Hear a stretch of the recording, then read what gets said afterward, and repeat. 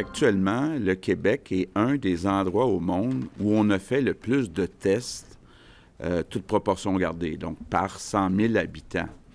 On est maintenant rendu à... On a fait 36 000 tests. Bon, Jean-François, ça explique peut-être aussi le nombre de cas qu'on a au Québec quand on se compare au Canada. Il y a bien des gens qui nous ont posé la question. Oui. Effectivement, on fait plus de tests. Est-ce qu'on peut se comparer à d'autres? On peut regarder les chiffres, Bruno. J'ai fait le calcul avec le nombre de tests par million d'habitants. Les Émirats arabes unis sont les grands champions, suivis par la Corée du Sud et l'Australie. Dans ce palmarès, le Québec se positionnerait au 4e rang, 4 242 tests par million d'habitants. Quand on se compare avec l'Ontario, eux sont 14,5 millions d'habitants. On est 8,5 millions d'habitants au Québec. On a fait autant de tests qu'eux. Donc, vous voyez, ça influence les ratios. Et le Canada, quant à lui, se situe dans une position relativement enviable avec 1462 tests par million d'habitants.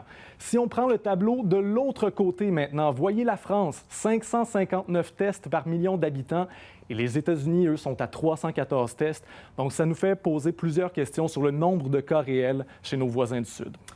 On pourrait parler d'une autre façon de faire des tests aussi, éventuellement? Oui, c'est le département d'État en Angleterre qui est en train de tester, justement, d'homologuer ce test. Ça fonctionne comme un test de glycémie. On se pique le bout du doigt, on prend une goutte de sang et en 15 secondes, on pourrait savoir si on est positif ou négatif à la COVID-19. Si ça fonctionne, on offre d'abord le test aux travailleurs de la santé et par la suite, on pourrait commercialiser au grand public. Donc, espérons que l'expérience soit concluante. Tout va vite, même la recherche, effectivement. Merci. Merci, Jean-François.